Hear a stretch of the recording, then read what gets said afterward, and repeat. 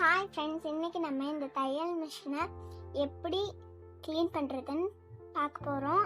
அப்படியே மெயின்டைன் பண்ணுறதுன்னு பார்க்க போகிறோம். அதுக்கு ஃபஸ்ட்டு இந்த சைடில் இருக்கிற மூடியை நம்ம கழட்ட போகிறோம். இந்த மூடியில் இருக்கிற 2 ஸ்க்ரூவையும் பொறுமையாக கழட்டி எடுத்துக்கோங்க. இங்கே பாருங்கள், இந்த இதுக்குள்ளே எவ்வளோ அழுக்கும் தூசியும் இருக்குன்னு.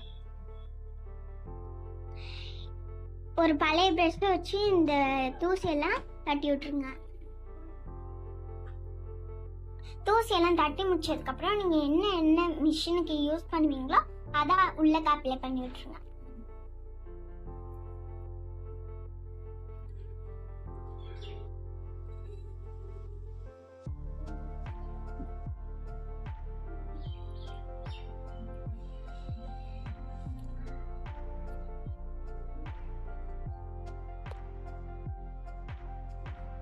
நாங்கள் எங்கள் மிஷினுக்கு தேங்காய் எண்ணெய் தான் யூஸ் பண்ணுவோம். அதனால் நாங்கள் தேங்காய் எண்ணெயை அப்ளை பண்ணிக்கிறோம். நீங்கள் எந்த எண்ணெய் மிஷினுக்கு ஆட் பண்ணுவீங்களோ அதையே நீங்கள் யூஸ் பண்ணிக்கோங்க. எண்ணெய் போட்டுட்டு ஒருக்க இந்த வீலை சுற்றி பாருங்க. இந்த மூடியை இப்போ அசம்பிள் பண்ணிக்கணும்.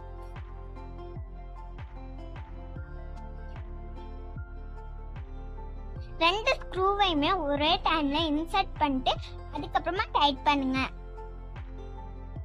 ஒரு ஸ்க்ரூவை ஃபுல்லா நீங்க டைட் பண்ணிட்டீங்கன்னா உங்களால அந்த மூடியை அட்ஜஸ்ட் பண்ண முடியாது. அதான் ஒரே டைம்ல 2 ஸ்க்ரூவையுமே நம்ம இன்சர்ட் பண்ணிட்டு அதுக்கப்புறமா மூடியை கலட்டுறோம். சாரி டைட் பண்றோம்.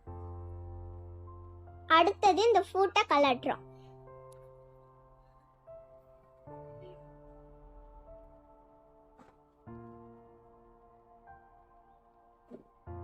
இந்த ஃபூட்லயுமே நிறைய அழுக்கு இருக்கும். அதனால அதெல்லாம் கிளீன் பண்ணிட்டு தனியா எடுத்து வச்சிருங்க.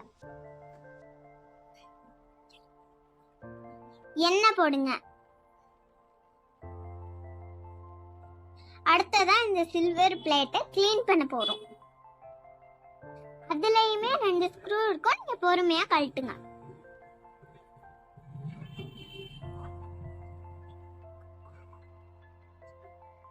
அந்த பிளேட்ல நிறைய அழுக்கு இருக்கும். அதையும் நீட்டா சுத்தம் பண்ணுங்க.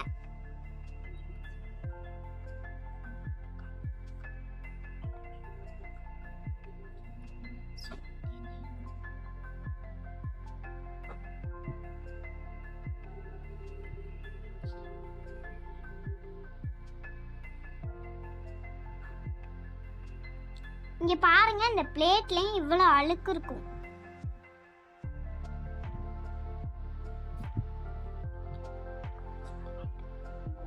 நம்ம தைக்கிற துணியோட டஸ்ட் எல்லாமே இதுல தான் இருக்கும்.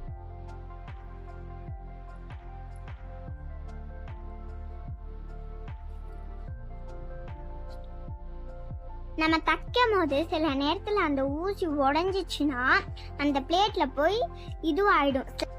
ஒரு பெரிய ஊசியை வச்சு அந்த ஓட்டையில நீட்டா சுத்தி விட்டீங்கன்னா அந்த சில்மெல்லாம் போயிடும்.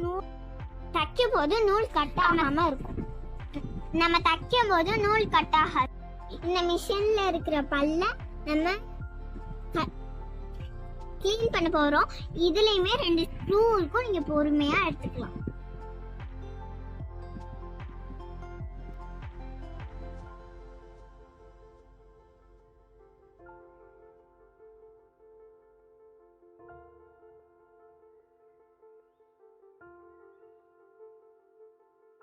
நம்ம தைக்கிற துணியோட பிசுறெல்லாம் இந்த பல்லு இதெல்லாம் ஒட்டி இருக்கும். அதனால அதெல்லாம் நீட்டா கிளீன் பண்ணி வச்சுருங்க.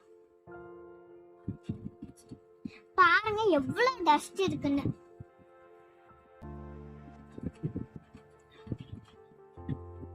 இத நல்லா கிளீன் பண்ணி எண்ணெய் போட்டு வைங்க.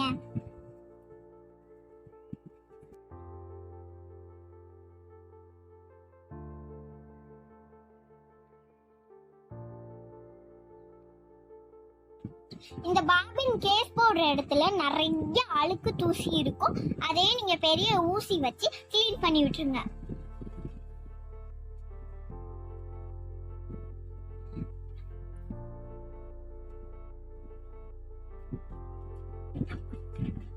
இந்த மாதிரி எடுங்க.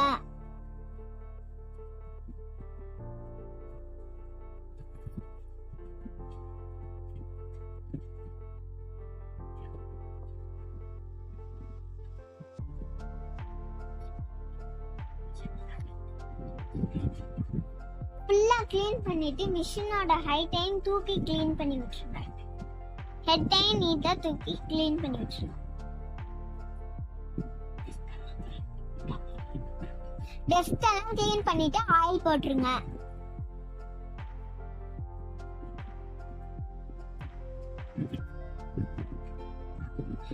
இப்ப எல்லா பார்ட்ஸையும் 1 by 1 அசெம்பிள் பண்ண போறோம்.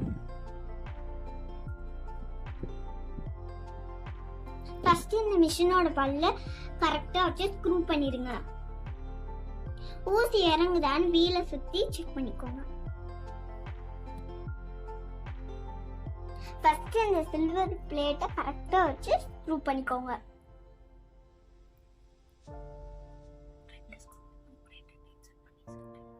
ரெண்டு ஸ்க்ரூவையும் ஒரே டைம்ல இன்செர்ட் பண்ணி டைட் பண்ணுங்க.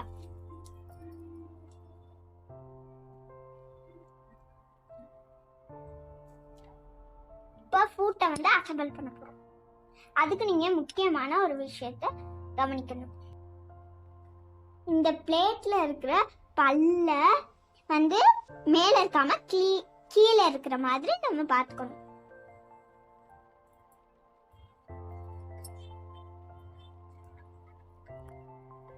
கையில தொட்டு பார்க்கும் போது அந்த மிஷினோட பல்லு நம்ம கையில படக்கூடாது. அந்த மாதிரி வச்சதுக்கு அப்புறம் தான் நம்ம ஃபுட்டே வைக்கணும்.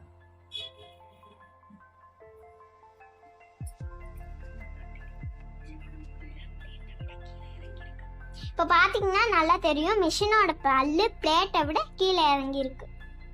இந்த ஃபுட்டை இந்த பிளேட்டுக்கு மேல வச்சு கரெக்டா ஸ்க்ரூ பண்ணிடுங்க. ஃபுட்ல ஊசி இடிக்காம பாத்துக்கோங்க.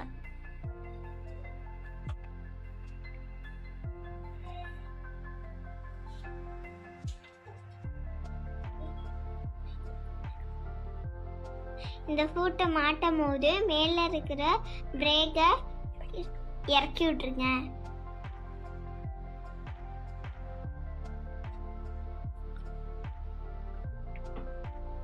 ஸ்க்ரூ போட்டு டைட் பண்ணிருங்க.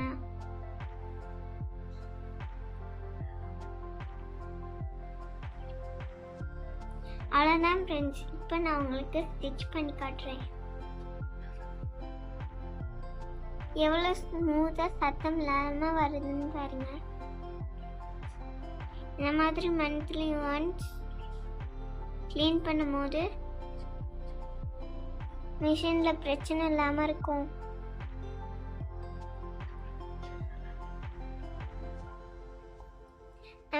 நம்மளோட மிஷின் நல்லா லைஃப் லாங் இருக்கும்.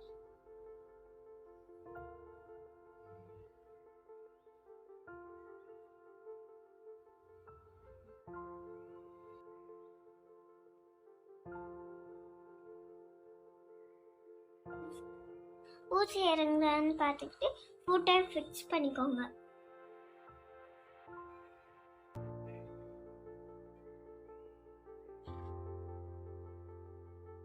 இந்த வீடியோ பிடிச்சிருந்தா லைக் பண்ணுங்க, மறக்காம ஷேர் பண்ணுங்க, சப்ஸ்கிரைப் கிளிக் பண்ணுங்க. தேங்க்ஸ் ஃபார் வாட்சிங்.